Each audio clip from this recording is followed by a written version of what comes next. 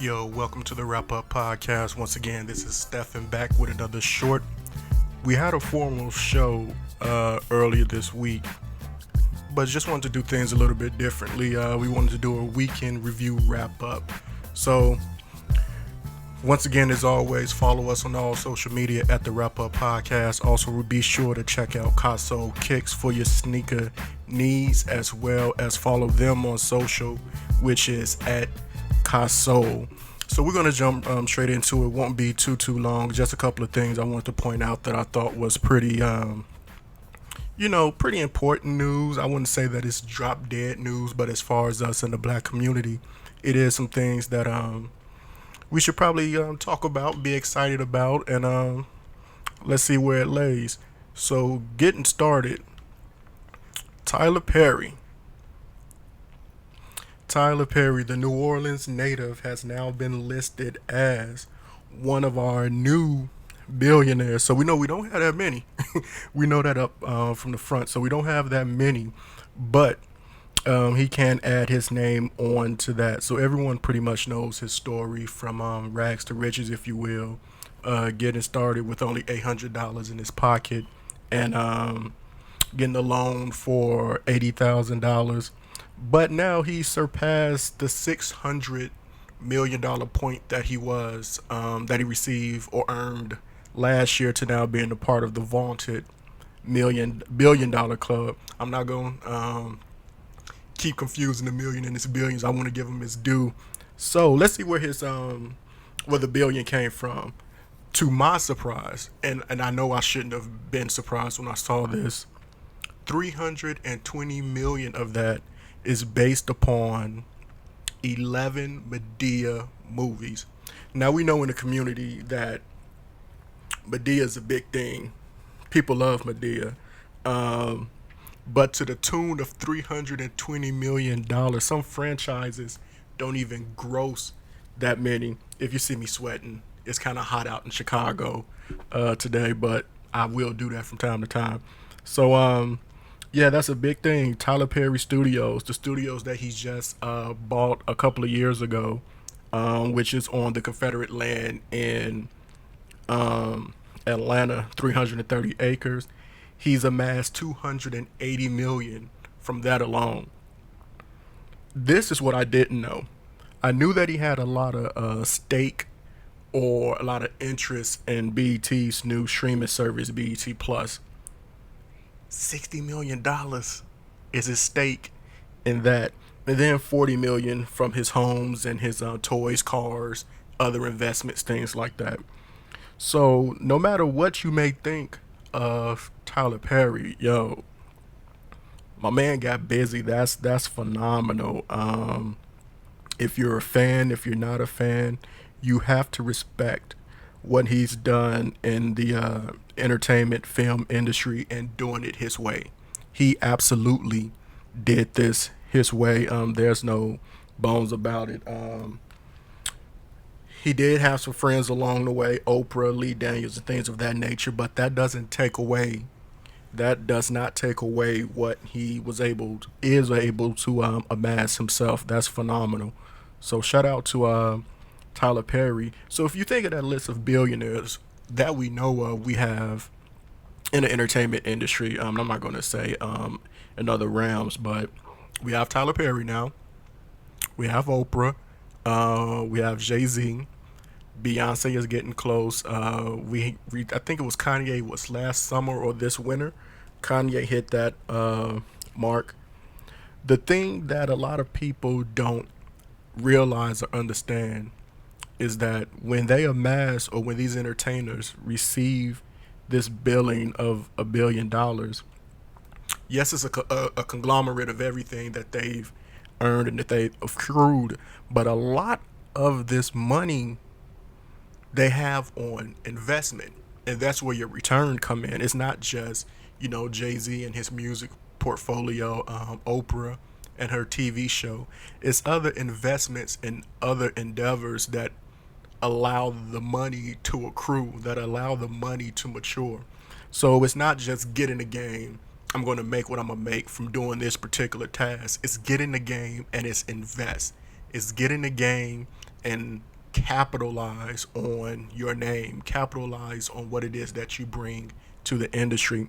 And for the likes, most of these people, they seem to be doing that. Um, Diddy's close. I think Diddy is 800 and some change. I believe Dre is 800 and some change too. So they're close as well. So shout out to all of them for doing that thing. And also in the midst of accruing this money, Tyler Perry is standing on social change as well. He isn't just accruing and keeping, he's giving his money away. I believe during the winter months, he goes to the Walmart in his area that I believe he grew up in, as well as Atlanta, and pays for everyone's layaway. And that's not cheap. Granted, oh, you can do it as a tax write off. It doesn't matter. That still shows that he has some perspective of where he's from and what it was like when a lot of people lose lose that perspective once they reach a certain status or they reach a certain standard in the industry. So shout out to him for that, man. That's dope, man. $1 billion. If I do the quick math here, 320 for Medea, the studio 280, the stake in BET 600, the home and his cars, things like that 40. That's roughly about close to 800, $900. I mean 900 million billion. I'm sorry, $900 billion. So shout out to him for doing this thing, man. Um, I'm not going to say that I'm a follower of Tyler Perry. He has done some things that I've enjoyed. Once again, it's not my niche, um, and that's all that matters. I know that he received heat from Spike Lee and others in the past for his Medea character and how he's portrayed in the individuality and the masculinity of doing that, demasculating yourself. But hey, it's entertainment. It's all entertainment. Flip Wilson was Geraldine. Martin was Shanae. It's to each his own. Jamie Foxx was Wanda. I don't think it's a term or a form of buffoonery as much as it is entertainment based upon the culture that we're in. We can't get into the mind of the creative to figure out why this was done, why that was done. We have to accept that art and appreciate that art, whether you spend money or you don't. That's how I look at it. So shout out to Tyler Perry doing this thing. Um, Secondly, this one kind of crushed me a little bit. I want to be respectful, but I want to be honest as well. This one kind of hurt me a little bit. Niecy Nash done went up and got married out the blue. Uh, Congratulations, I guess, is in order. She has married. I don't know. I can't say long term girlfriend because we don't know the optics of it. But I believe she was just divorced. I want to say in earlier this year. I want to say February of 2020. So that's about what 5 6 months ago. So I don't know how long they were rocking. But yeah, she had a surprise nuptials with musician Jessica Betts. Wish them the best. That's all I can really say. I don't know too much about Jessica. I know she's a musician. Haven't went to listen to the music. Wasn't aware of her before, but Niecy Nash, we know her from Reno 911 fame, as well as the hit series she has on TBS now, which is Claws. So yeah, to each his own. I don't I don't know where to go from there, but to kind of think about things, and this is what I've always wondered about people or individuals that were considered or considered themselves homosexual, or no, let's take that back. That considered themselves heterosexual before. What makes you decide that now I want to try this? Is it that the man or the woman thing wasn't working? Is it something that's underlying and dormant, or is it what people normally say is you can't help who you fall in love with? I don't know. I've only had eyes for women, it just always strike me as odd when you see someone and you know them to always like one particular um, gender, then all of a sudden is I'm this now. I don't want to say it's a fad, it's a phase or anything like that, but it just always is. It doesn't strike me as odd. It strikes me as I don't even know how to put it because you got to choose your words safely. It just always surprises me, if you will, on how that kind of matriculate another football term and happens. So that's that. So congratulations, I guess, to her and her wife. I know that she was divorced twice removed, so yeah, she was like, "Yo, it is what it is. Let's do this and let's see what's happening." Um, yeah, so so that's that. And lastly, I'm a huge Will Smith fan. I'm a huge Fresh Prince of Bel Air fan.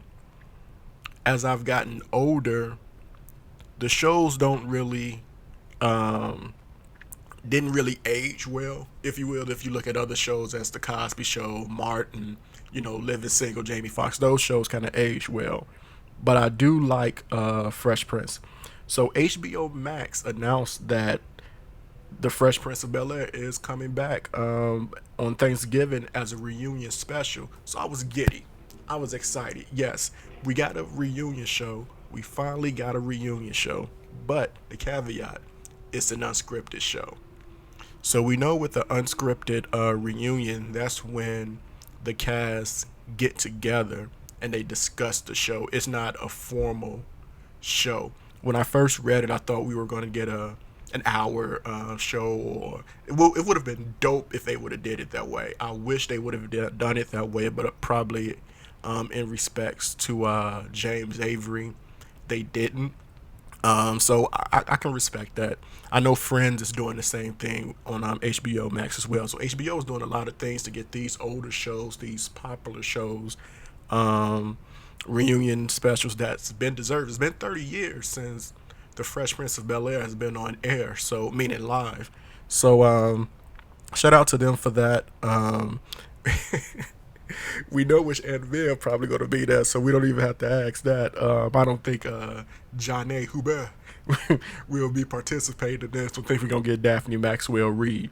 So, yeah, so I look forward to that. Will is a busy man, and to find the time to do that and to want to do that once again shows me genuineness in his character. He didn't have to do that. He didn't have to be available. He didn't have to say yes to it at all. So, yeah, so that's pretty much it that I have for the week. A couple of things in the political world has happened. Donald Trump went on his um, I Love Kenosha tour. And on this tour, he went and visited sites that were rioted or vandalized or brutalized. Um, and it was a press junket, if you ask me. It was him making himself seem like he was concerned or seemed like he cared. And the only reason I say that because he mentioned that we'll see what Joe Biden does now. Why does that even matter? If you're going to see what's happening in Kenosha and you're really concerned about what happened with Jacob Floyd, why does it matter what anyone else does after that? So once again, I was about to call it the cocaine rodeo, but the orange rodeo rides on, and make sure you guys go out and vote, man. Make sure we do what we can to ensure that we have who we need to have in office.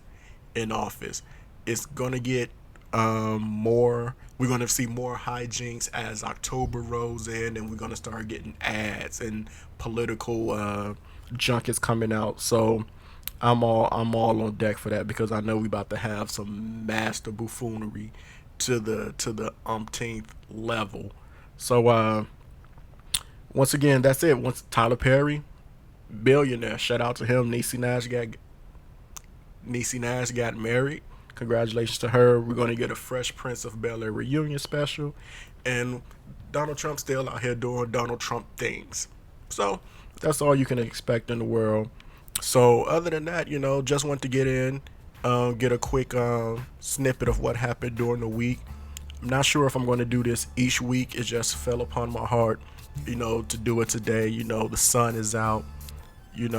I'm down 50 pounds. The beard is growing in successfully. So I'm feeling good. So I decided to give another show. Shout out to everybody that supports and watches. No matter if you watch the full hour, if you watch 10 minutes, if you watch 1 second.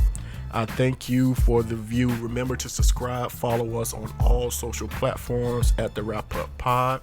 For my man Fresh, be sure to follow him on @Casso as well as Casso Kicks for your sneaker needs, specifically Jordan related. So if you're in the market for some Jordans, hit up my man. He got t-shirts, he got everything for you. Once again, this Stephen with a Wrap Up Short, telling you to be easy, stay safe out here, enjoy your Labor Day weekend. Talk to you next week.